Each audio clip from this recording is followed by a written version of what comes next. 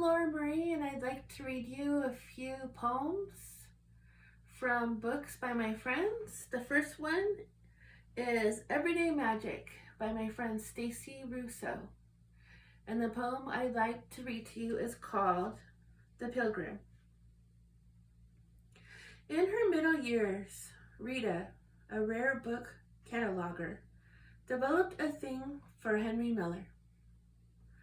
She is the only librarian in the whole county, perhaps the state, who can quote long passages from Crazy Cock.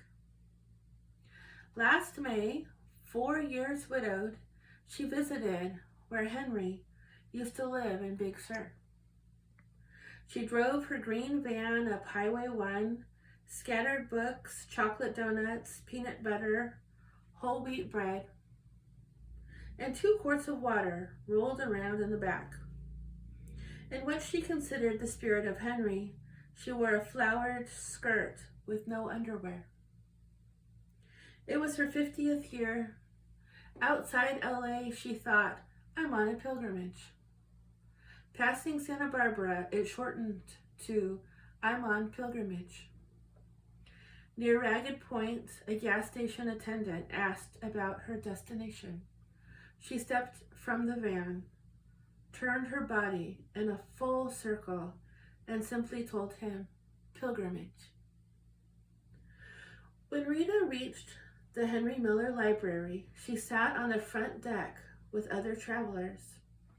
She ate peanut butter from a jar with a plastic spoon, gazed at the redwoods, the blue sky, the dirty soles of her feet. A few rows of white chairs stretched across the lawn. There was a wedding last night, a man's voice said.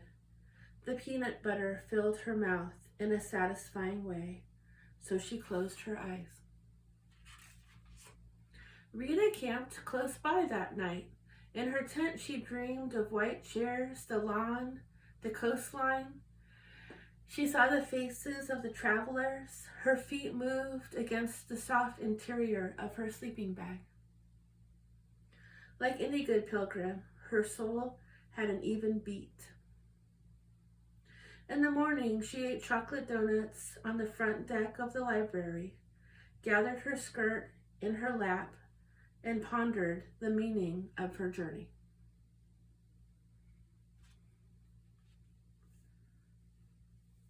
This beautiful book, Everyday Magic by Stacy Russo, available through Finishing Line Press, finishinglinepress.com.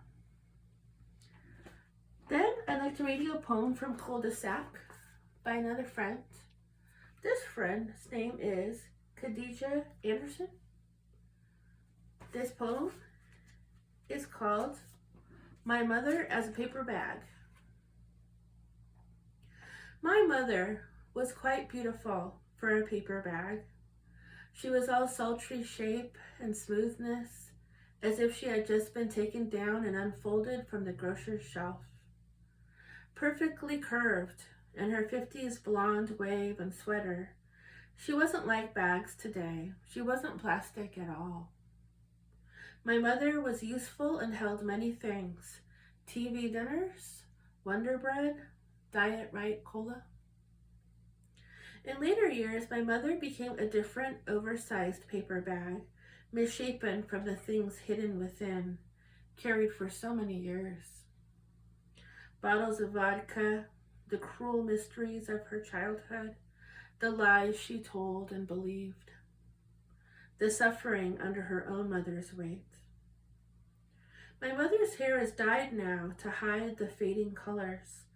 She has no permanent creases.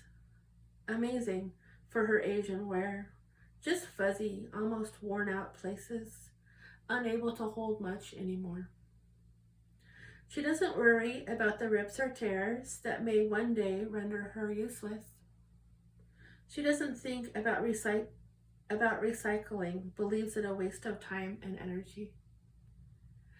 My mother says if it comes to that, she will crumple herself up, throw herself away. That's from Dancing Girl Press and Studio. Culdesac, An American Childhood. I think those two poems are enough for today. Thank you for hearing them.